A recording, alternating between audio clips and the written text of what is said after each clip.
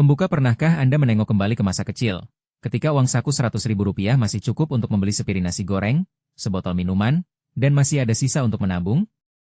Sekarang, dengan harga yang terus melaju, Rp100.000 terasa seperti sekeping kertas yang hampir tak berdaya.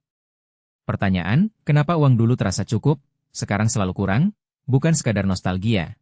Ia menyentuh inti dinamika nilai uang yang berubah-ubah sepanjang sejarah.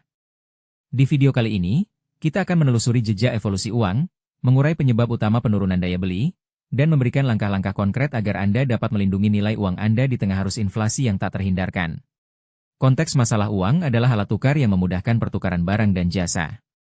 Namun, nilai uang tidak bersifat tetap, ia dipengaruhi oleh kekuatan ekonomi, kebijakan pemerintah, dan faktor-faktor eksternal seperti krisis global. Ketika nilai uang menurun, apa yang dulu dapat dibeli dengan jumlah tertentu kini memerlukan lebih banyak uang. Fenomena ini terasa paling nyata dalam kehidupan sehari-hari. Harga bahan makanan naik, sewa rumah melambung, dan gaji yang sama terasa tidak cukup. Bagi banyak orang, rasa kurang ini menimbulkan kecemasan, terutama ketika pendapatan tidak naik seiring dengan biaya hidup. Untuk mengatasi rasa tidak nyaman ini, pertama-tama kita harus memahami apa yang sebenarnya terjadi pada uang di balik layar. Definisi inflasi dan dampaknya. Inflasi adalah kenaikan umum dan berkelanjutan pada tingkat harga barang dan jasa dalam suatu perekonomian. Secara teknis, inflasi diukur dengan indeks harga konsumen, IHK, yang mencerminkan perubahan harga rata-rata dari keranjang barang yang dikonsumsi rumah tangga. Dampak inflasi terasa pada setiap aspek kehidupan. Biaya kebutuhan pokok seperti beras, gula, dan minyak naik. Biaya transportasi meningkat karena harga bahan bakar yang lebih tinggi, serta nilai tabungan menurun karena bunga tabungan biasanya lebih rendah dibandingkan laju inflasi. Jika inflasi tidak terkendali, daya beli uang menurun secara signifikan, dan orang harus mengeluarkan lebih banyak uang untuk mempertahankan standar hidup yang sama. Akar penyebab penurunan nilai uang. Penurunan nilai uang bukanlah kebetulan, melainkan hasil akumulasi beberapa faktor. Pertama, pertumbuhan uang yang berlebihan. Ketika bank sentral mencetak uang dalam jumlah besar tanpa didukung oleh peningkatan produksi barang dan jasa, maka uang menjadi melimpah dan nilai relatifnya menurun. Kedua, ketidakseimbangan antara permintaan dan penawaran. Jika permintaan barang dan jasa meningkat lebih cepat daripada produksi, harga akan naik. Ketiga, ekspektasi inflasi. Ketika masyarakat memperkirakan harga akan naik, mereka cenderung membeli barang lebih cepat, yang pada gilirannya mendorong harga naik lebih tinggi. Keempat, faktor eksternal seperti krisis keuangan, fluktuasi nilai tukar, dan perubahan harga komoditas global dapat memicu lonjakan inflasi secara tiba-tiba. Semua faktor ini berinteraksi dalam sebuah jaringan yang kompleks, menciptakan pola penurunan daya beli yang berulang dalam sejarah. Kerangka solusi untuk melawan efek inflasi, tidak cukup hanya menunggu hingga harga kembali stabil. Diperlukan kerangka berpikir yang menggabungkan pemahaman historis, penilaian risiko, dan strategi investasi yang tepat. Kerangka ini terdiri dari 3 pilar utama. 1. Pemahaman tentang evolusi uang dan bagaimana nilai uang berubah seiring waktu. 2. Identifikasi instrumen-instrumen yang dapat melindungi nilai uang dari erosi inflasi. 3. Penerapan disiplin keuangan yang konsisten dalam jangka panjang. Dengan menguasai ketiga pilar ini, Anda dapat mengubah rasa kurang menjadi rasa percaya diri dalam mengelola keuangan. Evolusi uang. Dari barter hingga fiat, manusia pada zaman prasejarah mengandalkan sistem barter, yaitu pertukaran barang langsung seperti beras dengan ikan atau kulit binatang dengan alat batu. Sistem ini memiliki keterbatasan, sulit menemukan pasangan yang menginginkan barang yang Anda miliki sekaligus memiliki barang yang Anda butuhkan. Untuk mengatasi hambatan ini, muncul uang komoditas berupa logam mulia seperti emas dan perak. Logam memiliki nilai intrinsik, tahan lama, dan mudah diukur. Selama berabad-abad, koin logam menjadi standar pertukaran, dan nilai uang terikat pada berat serta kemurnian logam. Kemudian, pada abad ke-17 hingga ke-19, muncul uang kertas yang awalnya berupa bukti simpanan logam di bank. Uang kertas memberi kemudahan dalam transaksi karena lebih ringan dan mudah dibawa.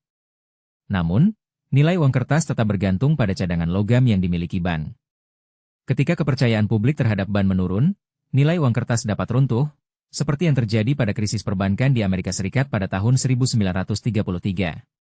Era modern menandai peralihan ke uang fiat, yaitu uang yang nilainya tidak lagi didukung oleh logam mulia melainkan oleh kepercayaan pemerintah dan kebijakan moneter.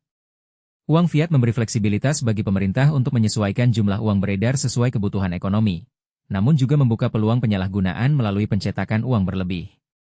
Indonesia sejak era kemerdekaan mengadopsi sistem fiat, dan setiap kebijakan moneter yang diambil oleh Bank Indonesia memiliki dampak langsung pada nilai rupiah. Garis waktu visual, menelusuri penurunan nilai rupiah. Bayangkan sebuah garis lurus yang mengalir dari kiri ke kanan, dengan titik-titik penting yang menandai perubahan nilai rupiah. Pada awal abad ke-20, ketika Indonesia masih berada di bawah penjajahan Belanda, mata uang gulden Belanda memiliki nilai yang kuat karena didukung oleh cadangan emas. Pada tahun 1945, setelah proklamasi kemerdekaan, pemerintah mengeluarkan uang rupiah pertama yang nilainya masih relatif stabil, namun segera terpengaruh oleh inflasi perang kemerdekaan. Pada tahun 1965, hiperinflasi melanda Indonesia, nilai rupiah turun drastis, memaksa pemerintah melakukan redenominasi dengan menghapus 4 nol. Pada tahun 1997, krisis moneter Asia menurunkan nilai tukar rupiah secara tajam, membuat harga impor melambung dan memicu inflasi tinggi. Pada dekade 2000-an, meski inflasi terkendali, nilai tukar rupiah tetap berfluktuasi akibat harga komoditas dan kebijakan moneter global. Garis tersebut terus menurun, meski tidak selalu lurus, menunjukkan bahwa setiap fase sejarah meninggalkan jejak penurunan daya beli. Kejadian historis yang membentuk nilai rupiah era kolonial Belanda memperkenalkan sistem moneter yang terikat pada nilai emas, sehingga uang memiliki kestabilan relatif. Namun, setelah kemerdekaan, pemerintah harus menyeimbangkan antara kebutuhan pembiayaan perang dan kestabilan nilai uang. Pada 1950-an, inflasi moderat masih dapat dikelola. Namun pada akhir 1950-an hingga awal 1960-an, kebijakan fiskal yang tidak terkontrol menyebabkan pencetakan uang berlebih untuk menutupi defisit, memicu inflasi yang melambung. Masa 1997-1998 menjadi titik balik yang paling dramatis. Krisis moneter Asia mengakibatkan nilai tukar rupiah jatuh lebih dari 80% dalam hitungan bulan. Pemerintah terpaksa mengadopsi kebijakan penyesuaian struktural, menaikkan suku bunga, dan membuka pasar modal untuk menarik investasi asing. Meskipun langkah-langkah tersebut berhasil menstabilkan nilai tukar dalam jangka panjang, dampaknya terasa pada harga barang impor yang melonjak, memicu inflasi makanan dan energi yang cukup tinggi. Dalam dekade terakhir, fenomena global seperti kebijakan pelonggaran kuantitatif asing, di negara-negara maju, serta fluktuasi harga minyak, memberikan tekanan tambahan pada nilai rupiah. Pemerintah Indonesia juga menambah pasokan uang melalui program stimulus fiskal untuk mengatasi dampak pandemi COVID-19. Meskipun kebijakan tersebut penting untuk menjaga pertumbuhan ekonomi, mereka juga menambah beban inflasi, terutama pada sektor pangan dan energi. Langkah praktis untuk melindungi daya beli setelah memahami akar penyebab dan sejarah penurunan nilai uang, kini saatnya beralih ke aksi. Berikut adalah rangkaian langkah yang dapat Anda terapkan secara berurutan untuk melindungi daya beli Anda.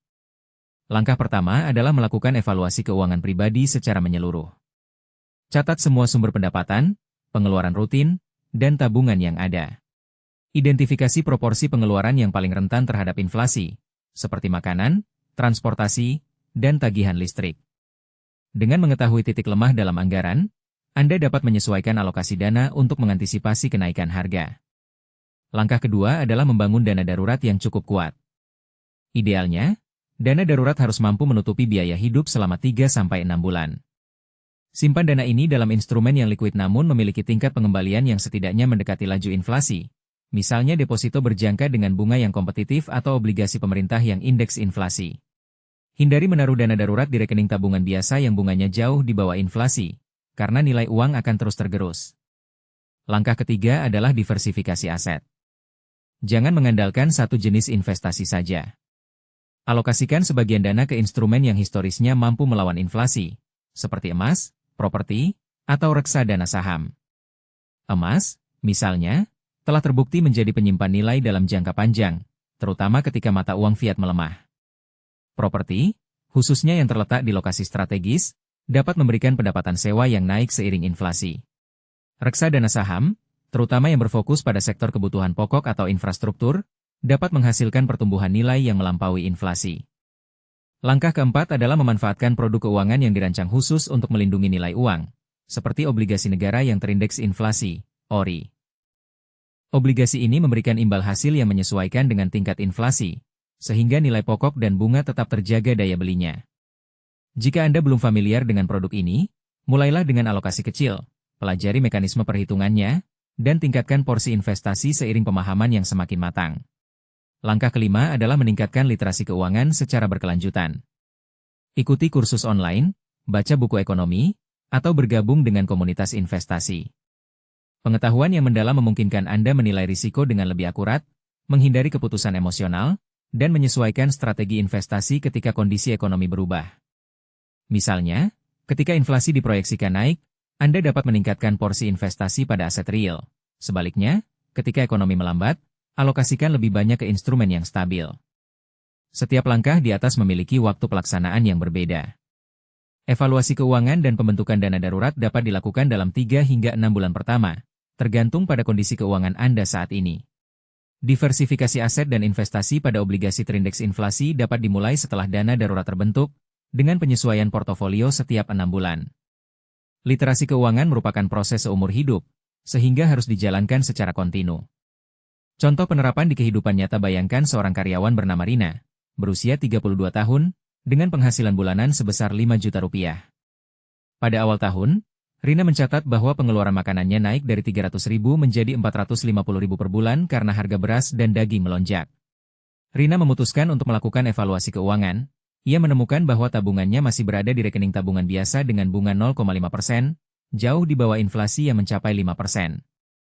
Rina kemudian memindahkan sebagian tabungan ke deposito berjangka dengan bunga 4,5%, dan menyiapkan dana darurat sebesar 3 bulan pengeluaran, yaitu sekitar 6 juta rupiah, dalam bentuk deposito berjangka. Selanjutnya, Rina mengalokasikan 20% dari pendapatan bulanan untuk investasi. Ia membeli emas batangan sebesar 1 gram setiap bulan, karena harga emas cenderung naik seiring inflasi. Selain itu, Rina menambah investasi pada reksadana saham yang berfokus pada sektor konsumer, karena permintaan barang kebutuhan pokok cenderung stabil bahkan saat inflasi tinggi. Ia juga membeli obligasi negara terindeks inflasi dengan nilai nominal 1 juta rupiah, yang memberikan imbal hasil yang menyesuaikan dengan inflasi tahunan. Setelah 1 tahun, nilai portofolio Rina meningkat sebesar 7%, cukup untuk mengimbangi inflasi dan menambah sedikit surplus. Kesalahan umum dan cara mengoreksinya: seringkali, orang terjebak dalam kesalahan yang dapat menggerus daya beli mereka.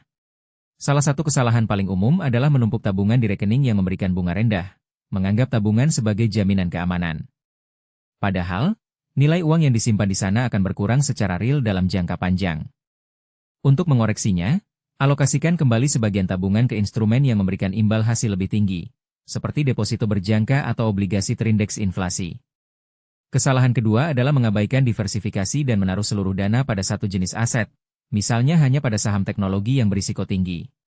Ketika pasar mengalami koreksi, nilai portofolio dapat turun drastis. Solusinya adalah menyebar investasi ke beberapa kelas aset, termasuk emas, properti, dan obligasi, sehingga risiko dapat tersebar. Kesalahan ketiga adalah menunggu waktu yang tepat untuk berinvestasi, padahal pasar selalu bergerak. Penundaan investasi hanya memberi kesempatan pada inflasi untuk menggerus nilai uang lebih lama. Pendekatan yang lebih bijak adalah melakukan investasi secara berkala, dollar cost averaging, sehingga Anda membeli aset pada berbagai level harga, mengurangi dampak volatilitas. Risiko umum dalam implementasi: setiap langkah memiliki risiko yang perlu dipertimbangkan. Deposito berjangka, meskipun aman, tetap terpengaruh oleh inflasi jika tingkat bunga tidak cukup tinggi. Emas, di sisi lain, dapat mengalami fluktuasi harga jangka pendek akibat perubahan sentimen pasar global. Properti memerlukan modal awal yang besar dan likuiditas yang rendah, sehingga tidak cocok untuk kebutuhan dana darurat. Obligasi terindeks inflasi dapat terpengaruh oleh perubahan suku bunga, yang dapat menurunkan nilai pasar obligasi jika suku bunga naik. Oleh karena itu, penting untuk menilai profil risiko pribadi, jangka waktu investasi, dan tujuan keuangan sebelum menentukan proporsi alokasi. Cara mengukur keberhasilan strategi: untuk memastikan strategi Anda efektif, tetapkan indikator kinerja yang jelas. Salah satu cara sederhana adalah membandingkan pertumbuhan nilai portofolio Anda dengan tingkat inflasi tahunan. Jika nilai portofolio naik lebih tinggi dari inflasi, berarti daya beli Anda terjaga atau bahkan meningkat. Selain itu, pantau rasio pengeluaran terhadap pendapatan. Jika rasio ini tetap stabil atau menurun meskipun harga naik, maka strategi pengelolaan keuangan Anda berhasil. Evaluasi secara berkala, misalnya setiap 6 bulan, memungkinkan Anda menyesuaikan alokasi aset jika terjadi perubahan kondisi ekonomi atau tujuan pribadi. Penutup dan ajakan: sejarah uang mengajarkan kita bahwa nilai uang tidak pernah bersifat tetap. Ia selalu beradaptasi dengan dinamika ekonomi, kebijakan, dan peristiwa global. Dari barter yang sederhana hingga uang fiat yang fleksibel, setiap fase membawa tantangan tersendiri dalam menjaga daya beli. Namun, dengan pemahaman yang mendalam tentang inflasi, Kesadaran akan faktor-faktor historis yang memengaruhi nilai rupiah, serta penerapan langkah-langkah praktis yang terstruktur, Anda dapat mengubah rasa kurang menjadi rasa kontrol atas keuangan pribadi. Jadi, mulailah hari ini dengan menilai kembali kondisi keuangan Anda, bangun dana darurat yang kuat, diversifikasikan aset, manfaatkan instrumen yang melindungi nilai uang, dan terus tingkatkan literasi keuangan Anda. Setiap keputusan kecil yang konsisten akan berakumulasi menjadi perlindungan yang signifikan terhadap erosi inflasi. Jika video ini membantu Anda memahami mengapa uang terasa kurang dan memberi inspirasi untuk melindungi daya beli, beri komentar di bawah tentang langkah apa yang paling ingin Anda coba pertama kali. Bagikan pengalaman Anda, karena diskusi bersama dapat memperkaya pengetahuan kita semua. Jangan lupa untuk menyukai video ini, berlangganan kanal, dan aktifkan notifikasi agar tidak ketinggalan pembahasan mendalam lainnya seputar ekonomi dan keuangan. Sampai jumpa di video berikutnya, semoga keuangan Anda selalu kuat melawan inflasi. Intinya, jalankan langkah kecil ini secara konsisten supaya hasilnya benar-benar terasa dan perubahanmu tidak berhenti di tengah jalan. Kalau video ini ngebantu, subscribe sekarang, tekan like, tulis pendapatmu di kolom komentar, dan share ke temanmu biar makin banyak yang terbantu.